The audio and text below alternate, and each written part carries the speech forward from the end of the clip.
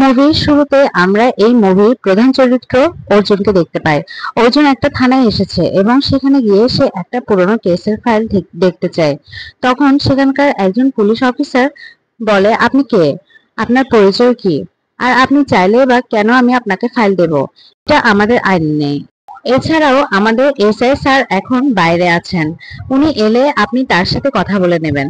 তখন অর্জুন জানায়, আমি আগেই এই থানার ছিলাম, কিন্তু এখন সাময়িক অবসরে আছি। তখন সেই পুলিশ অফিসার অর্জুনকে স্যালুট দিয়ে বলে যে, স্যার আপনি বলুন কিভাবে আপনাকে আমরা সাহায্য করতে পারি। অর্জুন সেই অফিসারের কাছে মার্টিন শিবা হত্যা মামলার 258 নম্বর ফাইলটা চায়, আর চন্দন কিল্লা নামের এক ব্যক্তির বেপরোয়া গাড়ি চালানোর জন্য যে মামলাটা হয়েছিল সেটার ফাইল দেখতে চায়।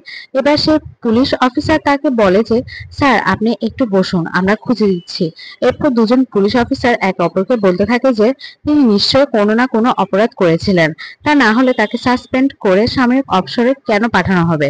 তাই এসআই স্যার না আসা পর্যন্ত আমরা কিছুতেই তাকে কোনো ধরনের ফাইল দেব না। স্যার এসে না হয় ব্যাপারটা বুঝে নেবে, আমরা কেন মিছিমিছি কোনো ঝামেলায় পড়বো। এবার সে পুলিশ অফিসার অর্জুনকে বলে, স্যার আমরা অনেক খুঁজেছি কিন্তু ফাইলটা পেলাম না, আসলে অনেক পুরাতন কেস তো, হয়তো এই কেসটা ক্লোজ হয়ে গেছে। ঠিক তখনই থানায় এসে উপস্থিত হয় এই থানারই এসআই বিশু। সে অর্জুনকে দেখা মাত্রই স্যালুট করে দেয়। অর্জুন তখন হাসতে হাসতে বলে যে, একজন সাসপেন্ডেড অফিসারকে তোমার স্যালুট দিতে হবে না। তারপর সে জিজ্ঞাসা করে, তোমার কাজকর্ম কেমন চলছে এসআই বিষ্ণু?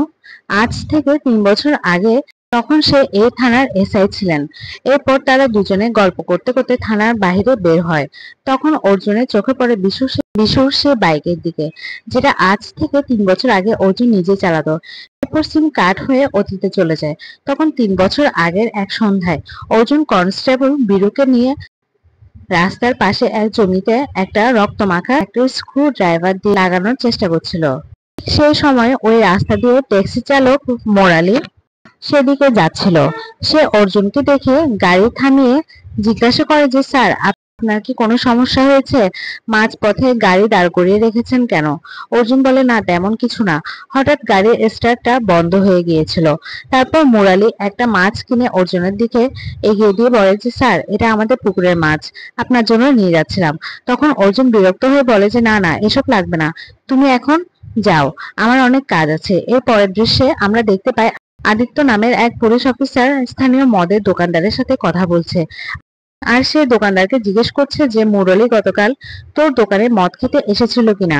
তখন দোকানদার বলে, হ্যাঁ স্যার, গতকালও বাড়ি যাওয়ার আগে আমার এখান থেকে মদ খেয়ে গেছে।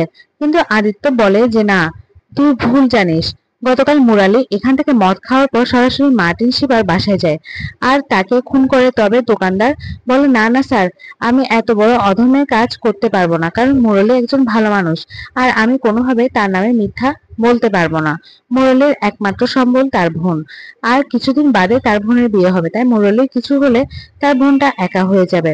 তবে সে কথা শুনে আদিত্য রেগে বলে যে, তুই যদি কোর্টে মুরারির নামে আমি যা শিখিয়ে দিচ্ছি তা না বলিস, তাহলে তোর দোকান আর থাকবে না। তাই এখন তুই সিদ্ধান্ত নে, তুই কি করবি, খেয়ে দেয়ে বউকে নিয়ে সুখে থাকবি নাকি সাধু সাজতে গিয়ে দোকানটা হারাবি। এসব কথা শুনে শেষ পর্যন্ত সেই দোকানদার আদিত্যের কথায় রাজি হয়ে যায়, কারণ তার কাছে আর কোনো পথ ছিল না। এর পরের দিনে কনস্টেবল বীরু মুরালির ট্যাক্সির মধ্যে একটা অজ্ঞান করে স্প্রে রেখে দেয় এবং তার বাড়ির পাশে মাটির শিবার রক্তমাখা কিছু কাপড় পুড়িয়ে মিথ্যা প্রমাণ তৈরি করে, যাতে খুব সহজে মোরালিকে খুনি সাব্যস্ত করা যায়। অন্যদিকে থানার সামনে মার্টিন শিবার কর্মীরা বড় ধরনের আন্দোলন করছে। আর হ্যাঁ, তোমাদের হয়তো বলা হয়নি যে মার্টিন শিবা ছিল সেখানকার একজন প্রভাবশালী রাজনীতিবিদ, যার ক্ষমতা এতই বেশি ছিল যে তার ভয়ে বাঘ মহিষও এক ঘাটে জল খেত। সে সময় থানায় অর্জুন এসে দেখতে পায় যে অজিত মার্টিন শিবার লোকদের অনেক অপমান করছে, এমনকি তাদের গায়েও হাত তুলছে।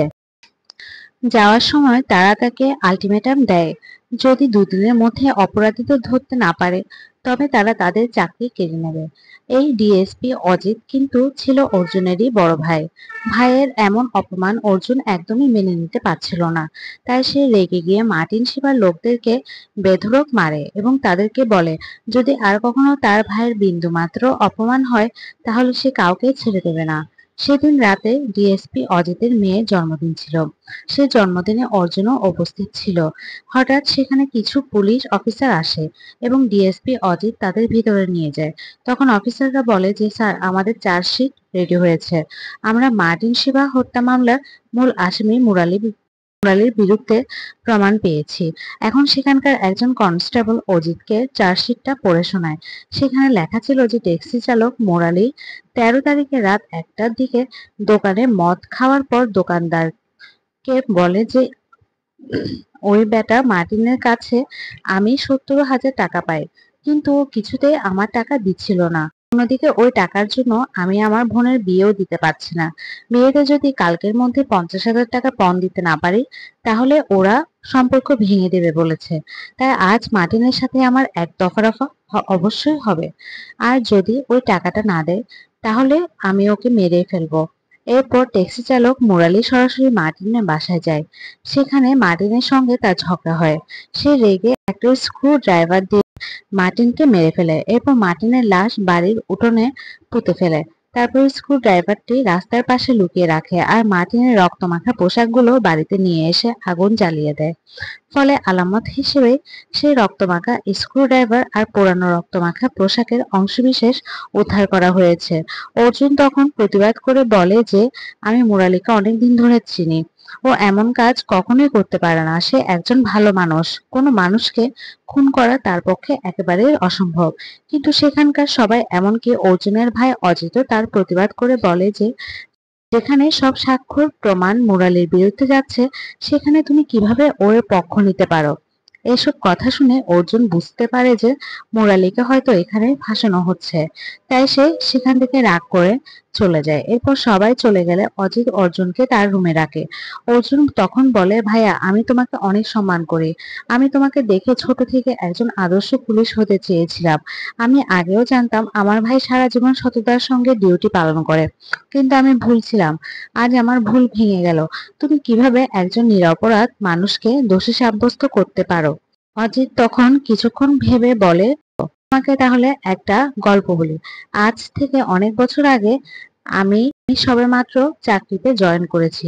তোমার মতো করে আমি সবকিছু ভাবতাম সমাজ থেকে সব অপরাধীদেরকে নিশ্চিহ্ন করে ফেলবো। কিন্তু একদিন এমন এক কেস আসে যেটার কোনো প্রমাণ ছিল না, ঠিক এই ঘটনার মতো। অনেক চেষ্টা করেও অপরাধীকে ধরা যাচ্ছিল না। তখন আমার তৎকালীন ডিএসপি আমাকে একটা কথা বলেছিল, তুমি যদি কোনো কেসের সমাধান করতে না পারো, তাহলে নিরপরাধ কাউকে ফাঁসিয়ে দাও। অন্যথায় তুমি এই চেয়ারে বসে থাকতে পারবে না, কেননা রাজনীতিবিদ আর জনগণ তোমাকে ছিঁড়ে খাবে। তো আমি তখন এই কথাটার মানে বুঝিনি। তবে চেয়ারে টিকে থাকতে গেলে তোমায় কোনো না কোনো অন্যায় করতেই হবে। সেটা আজ আমি ভালোভাবে বুঝে গেছি। তাই বলছি, তুমি এখনো অনেক ছোট। আমার চেয়ারে এসে বসলে তুমি তখন বুঝতে পারবে এই চেয়ারে বসাটা কতটা ভারী একটা কাজ। এসব কথা শোনার পর অর্জুন তখন তার ভাইয়ের কথাটা মেনে নেয়। আর আমরা মুভির শুরুতে অর্জুনকে যে রক্তমাখা স্ক্রু ড্রাইভারটা লুকিয়ে রাখতে দেখেছিলাম, সেটা তার ভাইয়ের কথা মতোই মুরালিকে ফাঁসাতে সে ফেক এভিডেন্স হিসেবে তৈরি করেছিল। যাক, সেদিন রাতে অর্জুন তার টিম নিয়ে মুরালির বাড়িতে যায়। অর্জুনকে দেখে মুরালি অনেক খুশি হয় এবং বলে, স্যার, আপনি এত রাতে কি মনে করে এসেছেন? প্লিজ ভিতরে আসুন, আসেন, আমরা একসাথে খাই। তখন অর্জুন গম্ভীর গলায় বলে যে আমি তোমার সাথে এখানে খেতে আসিনি, গ্রেফতার করতে এসেছি। তোমাকে আমি মার্টিন শিবা হত্যা মামলার গ্রেফতার করলাম। এসব কথা শুনে তো মোরালির মাথায় যেন আকাশ ভেঙে পড়ে। সে কিছুতেই বুঝতে পারছিল না যে কেন তাকে গ্রেফতার করা হচ্ছে। মোরালি তখন কাঁদতে কাঁদতে বলে, স্যার, আমার ঘরে আমার বোন আছে, আমি ছাড়া ওর কেউ নেই। কিন্তু অর্জুন তার কোনো কথা না শুনে তাকে গ্রেফতার করে নিয়ে চলে যায়। ওর আদালতে সবকিছু প্রমাণিত হলে মুরালি যাবজ্জীবন কারাদণ্ড হয়। এই ঘটনার 2 মাস পর বিজয় সান্যাল নামের এক পুলিশ অফিসার অজিতের কাছে এসে বলে, স্যার, গতকাল টহল দেওয়ার সময় চন্দন পিল্লাল নামের এক মাতাল বেপরোয়াভাবে গাড়ি চালানোর সময় তাকে অ্যারেস্ট করে এবং সে সময় তার কাছ থেকে একটা মোবাইল ফোন আর একটা ছবিও পায়। মজার ব্যাপার হলো সেই নাম্বারটা মার্টিন শিবার। এরপর তাকে বেপরোয়াভাবে গাড়ি চালানোর জন্য মামলা দিয়ে ছেড়ে দেয়। কিন্তু তখন সেখানে উপস্থিত ছিল। সে বলে, আমরা মুরালির মতন একটা নির্দোষ মানুষকে যাবজ্জীবন হতে দিলাম তাই আমাদের এই কেসটা আবারও রিওপেন করা উচিত। অজিত তাকে নিষেধ করে বলে যে এই কেসটায় মোরালি নির্দোষ প্রমাণিত হলে আমাদের সবার চাকরি তো চলেই যাবে, সে সাথে সবার মিথ্যে ইনভেস্টিগেশনের জন্য 7 বছরের জেল হবে। এই কেসটা কোনোভাবে আর রিওপেন করা যাবে না। ফলে মোরালির সাথে যা হয়েছে সেটা ভুলে যাও, দমে যাওয়ার পাত্র নয়। তাই সে একা একা ইনভেস্টিগেশন করে এই কেসটা রিওপেন করার চেষ্টা করে। এরপর অজিত যখন জানতে পারে যে নিষেধ সত্ত্বেও অর্জুন কেসটা নিয়ে নতুন ইনভেস্টিগেশন শুরু করেছে, তখন তাকে আইজি বাসায় তার নিরাপত্তার জন্য তার পোস্টিং করে দেয়। তার ভাইয়ের এমন কাজে অর্জুন প্রচন্ড বিরক্ত হয়, আর এই কারণে তার ভাইয়ের উপর রাগ করে 5 বছরের জন্য স্বেচ্ছায় অবসরে চলে যায় এবং তার ভাইয়ের সাথে সে সব ধরনের সম্পর্ক নষ্ট করে। এরপর সে একটা নতুন শহরে গিয়ে নতুন পরিচয়ে বসবাস করতে থাকে, আর সেখানে তার সাথে বন্ধুত্ব হয় মিনু নামের একটা মেয়ের সাথে।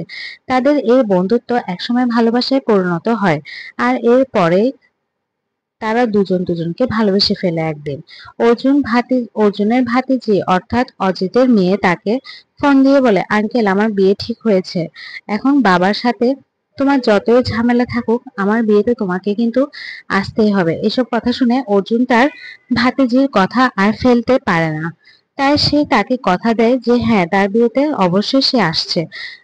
এর পরবর্তী সিনে আমরা দেখতে পাই অর্জুন আর মিনু তার ভাতিজিকে নিয়ে কেনাকাটা করতে এসেছে। ঠিক সে সময় সেখানে সে মুরালির বোনকে দেখে চমকে ওঠে। এরপর মুরালির বোন অর্জুনকে অনেক অনুরোধ করে। সে বলে, ভাইকে গ্রেফতার করার পর অনেক চেষ্টা করেছি তাকে ছাড়ানোর, কিন্তু আমি কোনোভাবে তা পারিনি। এদিকে শেষমেশ আমার বিয়েও ভেঙে যায়, আর শেষে নিরুপায় হয়ে না কাজ নিয়েছে। আপনাদের কাছে অনুরোধ, দয়া করে এখানে কাউকে বলবেন না যে আমি মুরালির বোন, তাহলে তারা আমাকে কাছ থেকে বের করে দেবে। এসব কথা শুনে অর্জুন ভিতর থেকে প্রচন্ড কষ্ট পায়। সে ভাবতে থাকে যে তার জন্যই হয়তো আজ সবকিছু হয়েছে। তাই সে প্রতিজ্ঞা করে যে যেভাবে হোক মোরালিকে আবারও নির্দোষ প্রমাণ করবে। এরপর শুরু হয় অর্জুনের এক অসম্ভব মিশন। সে মুরালির সাথে দেখা করতে জেলখানায় যায়। তবে মুরালি এখন তাকে বলে, আমার পুলিশের উপর থেকে সম্মান সহ ভরসা সবকিছুই উঠে গেছে। এছাড়াও আপনার প্রতি আমার যে সম্মানটা ছিল তা বিন্দুমাত্র এখন নেই। এই পুলিশেরা তাদের চাকরি আটকানো আর টাকার জন্য সব করতে পারে। অর্জুনের কাছে এসব কথার কোনো জবাবই ছিল না, তাই এসব কথাগুলো সে চুপ করে শোনা ছাড়া আর কোনো উপায় ছিল না। এদিকে ইন্সপেক্টর বিজয় সান্যাল অজিতকে ফোন করে বলে যে স্যার, অর্জুন আজকে জেলে মুরালির সাথে কেন যেন দেখা করতে এসেছিল, তাই আমার মনে হচ্ছে অর্জুন এই কেসটায় মুরালিকে নির্দোষ প্রমাণ করার চেষ্টা করছে। আর এটা যদি করা হয় তাহলে আমরা সবাই কিন্তু ফেঁসে যাব। প্লিজ আপনি কিছু একটা করে এটা ঠেকান। এসব কথা শুনে অজিত তখন বলে দুজন কনস্টেবল অর্জুনকে ফলো করতে। সে কোথায় যাচ্ছে, কার কাছে যাচ্ছে, এই সবকিছু যেন তাকে রিপোর্ট করা হয়। এর পরের দৃশ্যে আমরা দেখি সে দুজন কনস্টেবল অজিতকে ফোন দিয়ে জানায় অর্জুন এখন কোথায় আছে। এর পরের সিন কাট হয়ে আবারও বর্তমানে চলে আসে। এসব এবার অর্জুন এসআই বিশুকে নিয়ে যখন থানা থেকে আসে, ঠিক তখনই সেখানে একজন কনস্টেবল বলে চন্দন পিল্লার সে কেসের ফাইলটা পাওয়া গেছে। ঠিক তখনই সে দুজন কনস্টেবল যারা অর্জুনকে ফলো করেছিল তারা অজিতকে ফোন করে অর্জুন চন্দনের কেসের ফাইলটা খুঁজে পেয়েছে। এই সব কথা শুনে অর্জুন সাথে সাথে বিজয়কে ফোন দিয়ে বলে অর্জুন যেন কিছুতেই সেই ফাইলটা না পায়। তখন বিজয় সেই থানার ওসিকে অজিতের ফাইলের ছবিটা পাঠিয়ে ফাইলটা নষ্ট করতে বলে। ওসি তার কথা মতো অজিতকে ছবিটা পাঠিয়ে সেই ফাইলটা ছিঁড়ে ফেলে। এরপর অর্জুন ফাইলটা না পেয়ে হতাশ হয়ে জাজের সাথে দেখা করে, যিনি মোরালির রায় দিয়েছিলেন। অর্জুন জাজকে সব ঘটনা খুলে বলে। সব ঘটনা শোনার পর বলে, দেখো, আইন তো কোনো গল্প শুনে তার রায় পরিবর্তন করতে পারবে না। এর জন্য চাই শক্ত প্রমাণ। তুমি প্রমাণ জোগাড় করো। মুরলী যদি নির্দোষ হয় তাহলে আমি আমার রায় পরিবর্তন করব। এরপর সেখান থেকে অর্জুন যখন তার ভাইয়ের বাসায় আসে, তখন তার ভাতিজি তাকে আর তার বরের একটা ছবি তুলে দিতে বলে, কিন্তু সেই সময় তার ফোনটা সে খুঁজে পাচ্ছিল না, তাই সে তার বাবার ফোনটা নিয়ে আসে। এবার ছবি তোলা শেষে ছবিগুলো কেমন হয়েছে সেটা চেক করার সময় অর্জুন চন্দনের সে কেসের ফাইলের ছবি দেখতে পায়, যেটা সে ওই ওসিকে পাঠিয়েছিলেন। অর্জুন ছবি থেকে চন্দনের ঠিকানা নিয়ে তার বাড়িতে যায়। সেখানে গিয়ে দেখে যে চন্দন সেখানে নেই। সেখানে একটা দম্পতিকে সে দেখতে পায়। তারা জানায় যে ওদের এখানে ভাড়া থাকতো। সে একজন তান্ত্রিক ছিল। সে নাকি তাদেরকে একটা মাটির মূর্তি দিয়ে বলেছিল যে এই মূর্তি ঘরে থাকলে 1 বছরের মধ্যে তাদের ভাগ্য পরিবর্তন হবে আর তারা অনেক ধনী হয়ে যাবে। এই বলে তাদের কাছ থেকে অনেক টাকা নিয়ে সেখান থেকে চলে গিয়েছিল। এইসব কথা শুনে অর্জুন অনেকক্ষণ ধরে মূর্তিটা ভালোভাবে পর্যবেক্ষণ করে। এরপর সে বাসায় ফিরে রাতে মিনুর সাথে দেখা করে। সে মুরালির সব ঘটনা খুলে বলে। এই কেসে মুরালিকে নির্দোষ প্রমাণ করতে হলে তার ভাই অজিতের সাথে তারও 5 বছরের জেল হয়ে যাবে। আর এই কথাটা শুনে মিনু অনেক ভেঙে পড়ে। এবার অর্জুন তার অবসর ভেঙে আবারও পুনরায় চাকরিতে জয়েন করে মাটির সেবার বাসায় যায়। সেখানেও সে এই একই ধরনের মূর্তি দেখতে পায়, যেমনটা সে ওই দম্পতির বাসায় দেখেছিল। এই খবর তার ভাই অজিত শোনার পর যেন মুরলী কেসটা নিয়ে ইনভেস্টিগেশন করতে না পারে, সেজন্য তাকে অন্য থানায় বদলি করে দেয়। তো সেখান থেকে যাওয়ার সময় অর্জুন একটা কাজ করে। সে একটা পোস্টার ছাপিয়ে পুরো শহরে লাগিয়ে দেয়। এই পোস্টারে লেখা ছিল, এখানে তন্ত্র মন্ত্রের সাহায্যে সকল ধরনের জটিল ও কঠিন রোগের চিকিৎসা করা হয়। যোগাযোগ চন্দন পিল্লায়। আর ফোন নাম্বারের জায়গায় এবার অর্জুন তার নিজের ফোন নাম্বারটা দিয়ে দেয়। আসলে এখানে অর্জুন চাইছিল যে চন্দন পিল্লারের কোনো সূত্র সে পায় কিনা, কেননা তার নম্বর যখন দেওয়া হবে তাহলে তার ফোনে নিশ্চয়ই কোনো ভিকটিম কল করবে।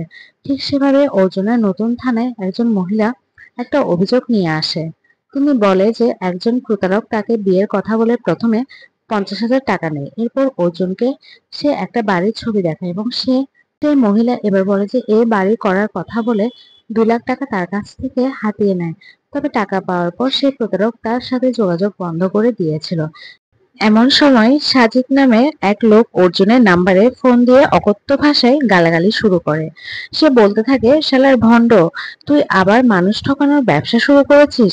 তোকে যদি আমি একবার পাই তাহলে তোকে মেরেই ফেলবো। তখন অর্জুন বুঝতে পারে যে ওই লোকটি তাকে চন্দন ভেবে ফোন দিয়েছিল এবং অর্জুন ওই লোকটার লোকেশন ট্র্যাক করে তার বাসায় যায় এবং সেখানে গিয়ে জানতে পারে যে চন্দন তার বাসাতেই থাকতো আর সবার মতো সেও তাকে ঠকিয়েছে। তবে সেখানে সে একটা অবাক করার মতো ঘটনা দেখতে পায়।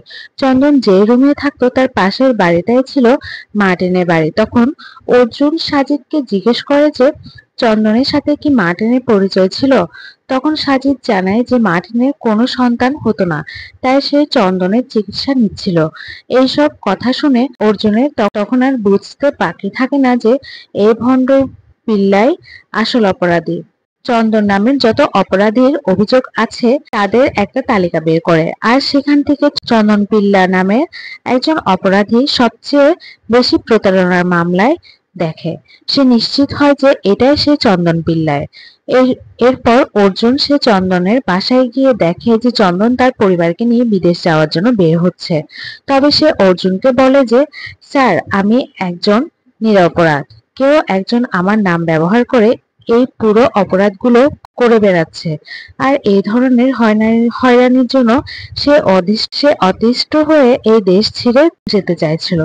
এখন এই কথাটা কনফার্ম হওয়ার জন্য অর্জুন তার একটা ছবি সাজিদকে দেখিয়ে জানায় যে এটাই সেই চন্দন কিনা, কিন্তু সাজিদ তাকে বলে যে না স্যার, এই সে চন্দন পিল্লা না। তখন অর্জুনের বুঝতে বাকি থাকে না যে চন্দন পিল্লা নামে আসলে কেউ নেই।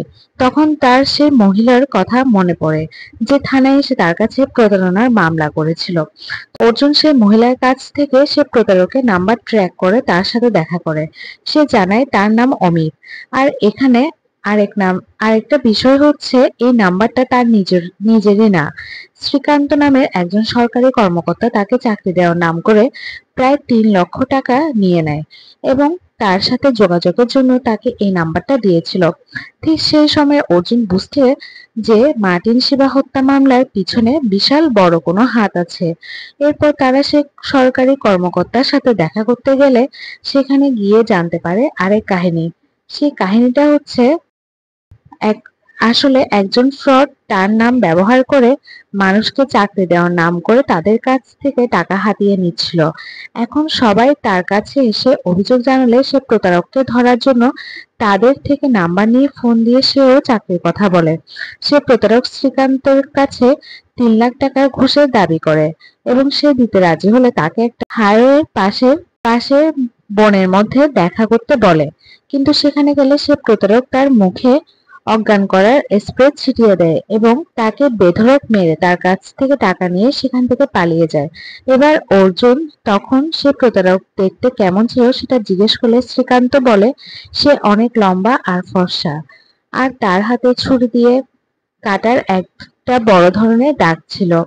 এসব কথা শোনার পর অর্জুনের তখন সে মহিলার বাড়ির ছবির কথাটা মনে পড়ে। তাই অর্জুন আর তার পুরো টিম সেম বাড়িটা কোথায় আছে সেটা খুঁজতে শুরু করে। এভাবে খুঁজতে খুঁজতে একসময় তারা সে বাড়িটার খোঁজ পেয়ে যায়। এরপর বাড়ির ভিতরে ঢুকে তল্লাশি করলে এখানে তারা অনেকগুলো ফেক ডকুমেন্টস পায়। তখন সেখানে সে বাড়ির কেয়ারটেকার আসলে অর্জুন সে বাড়ির মালিকের কথা জিজ্ঞেস করে, কিন্তু তখন কেয়ারটেকার বলে যে বাড়ির মালিক মিস্টার বিজয় সিঙ্গাপুরে থাকেন আর এ বাড়িটা তিনি মৃণাল নামের একজনকে ভাড়া দিয়েছেন। এবার তার কাছে মৃণালের কথা জানতে চাইলে তিনি বলেন যে একটা জরুরি কাজে শহরের বাইরে গেছে, হয়তো কাল সকালে ফিরবেন। এখন মৃণাল দেখতে কেমন এটা জিজ্ঞেস করলে সে জানায় যে সে অনেক লম্বা আর ফর্সা, এছাড়াও তার হাতে ছুরি দিয়ে কাটার মতো একটা দাগ আছে। এ কথা শুনে অর্জুন বুঝতে পারে যে তারা অপরাধীর খুব কাছাকাছি চলে এসেছে। এরপর অর্জুন দুজন কনস্টেবলকে সে বাড়ির উপরে নজর রাখতে বলে এবং মৃণালকে দেখা মাত্রই যেন তাকে ইনফর্ম করা হয়। কিন্তু এর পরের দিনই সকালে অর্জুন জানতে পারে যে হাইওয়েতে মৃণাল নামের একজন রোড অ্যাক্সিডেন্টে মারা গেছে এবং তাকে দাহ করার জন্য শ্মশান ঘাটে নিয়ে যাওয়া হয়েছে। এই কথা শুনে অর্জুন আর এক মুহূর্ত দেরি না করে তাকে দেখার জন্য শ্মশানের উদ্দেশ্যে রওনা দেয়। কিন্তু দুর্ভাগ্যজনকভাবে সে গিয়ে জানতে পারে যে মৃণালের দেহ ইতিমধ্যে দাহ করা হয়ে গেছে। অর্জুন সেখানকার একজন কনস্টেবলকে জিজ্ঞেস করে যে মৃণাল দেখতে কেমন ছিল। তখন সে কনস্টেবল তাকে বলে যে লোকটা দেখতে অনেক লম্বা আর ফর্সা ছিল আর তার হাতে বড় ধরনের একটা কাটা দাগও ছিল। ঠিক তখনই অর্জুন বুঝতে পারে যে এটাই সে যাকে সে এতদিন ধরে খুঁজে বেড়াচ্ছিল। কিন্তু মুরালিকে নিরপরাধ প্রমাণ করতে হলে মৃণালকে জীবিত প্রয়োজন ছিল। এটা ছাড়া সে মুরালিকে কোনোভাবেই ছাড়িয়ে আনতে পারবে না। এসব কথা চিন্তা করতে করতে তার মাথায় একটা প্ল্যান চলে আসে। অর্জুন এবার প্ল্যান করে মার্টিন শিবা হত্যা মামলার সবগুলো এভিডেন্স নিয়ে সে তার ভাই ডিএসপি অজিতের সাথে দেখা করবে এবং তাকে বলবে যে অপরাধীকে আমি সেটা জানতে পেরেছি। এরপর সে তার ভাইয়ের সাথে দেখা করে এইসব কথাগুলো জানিয়ে দেয়। তারপর সে জানায় যে কাল সকালে তাকে ধরতেই আমরা মুম্বাই যাব। এরপর অর্জুন সেখান থেকে চলে যায়। তবে এসব কাণ্ডে অজিত আবারও টেনশনে পড়ে। সে জানে যে অর্জুন সে অপরাধীকে ধরলে মুরালি ছাড়া পেয়ে যাবে আর ফেক ইনভেস্টিগেশনের জন্য তাদের 7 বছরের জেল হবে। তখন অজিত তার অন্য অফিসারদেরকে ফোন দিয়ে বলে যে কাল অর্জুন মুম্বাই যাওয়ার আগে আমরা মুম্বাই পৌঁছে সে অপরাধীদেরকে অন্য কোথাও পাঠিয়ে দিব, কেননা অর্জুন তাকে ধরতে পারলে আমাদের 7 বছরের জেল হবে। কিন্তু পরের দিন অজিত তার টিম নিয়ে বের হলে ক্রাইম ব্রাঞ্চ তার পুরো টিমটাকে ধরে ফেলে। আসলে অর্জুন অজিত এবং তার টিমকে ধরতে অজিতের ফোন ট্র্যাক করে তার সব কথাগুলো শুনতে পাচ্ছিল। সে কল রেকর্ডগুলো সে ক্রাইম ব্রাঞ্চে পাঠিয়ে দেয়। এরপর ক্রাইম ব্রাঞ্চ তাদের এভিডেন্স নষ্ট করার জন্য গ্রেফতার করে নেয়। পরের সিনে আমরা দেখতে পাই অর্জুন এবং অজিতের পুরো টিমকে পুলিশ হেফাজতে নেওয়া হয়েছে। অজিত তখন অর্জুনকে বলে যে তুমি আসলে বোকা, সাধারণ একজন ট্যাক্সি ড্রাইভার মুরলির জন্য আমাদের সবাইকে বিপদে ফেললে। অর্জুন তখন বলে ভাই এতে আমার কোনো আফসোস নেই, বরং এটা ভালো লাগছে যে একজন নিরপরাধ মানুষ মুক্তি পেতে যাচ্ছে। এরপর ক্রাইম ব্রাঞ্চ ইনভেস্টিগেশনের জন্য তাদের সাময়িকভাবে ছেড়ে দেয় এবং এছাড়াও তারা মোরালিকে জামিন দেওয়ার সিদ্ধান্ত নেয়। এরপর সেখান থেকে বের হয়ে অর্জুন মিনুকে ফোন করে এবং তাকে জানায় তাকে জানায় যে ফাইনালি মুরলী মুক্তি পেতে যাচ্ছে আর আমাদের বিষয়ে হয়তো আদালত একটা সিদ্ধান্ত নেবে। তবে একটাই আক্ষেপ, সে অপরাধীকে আমি দেখতে পারলাম না, যে এতগুলো মানুষের জীবনকে নরক করে তুলেছে।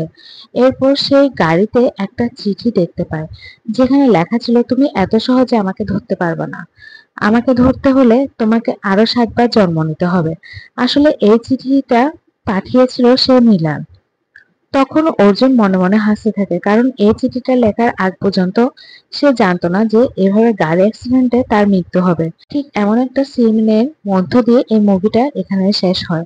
তার মানে ফাইনালি সে অপরাধীকে ঠিক করে চিনতে পারলো, কিন্তু সত্যিকার ভাবে সে তার চেহারাটাই দেখতে পারলো না। তো ভিডিওটি কেমন লাগলো অবশ্যই জানাবে বন্ধুরা, আর ভালো লাগলে অবশ্যই লাইক, কমেন্ট এবং সাবস্ক্রাইব করে পাশে থাকবে।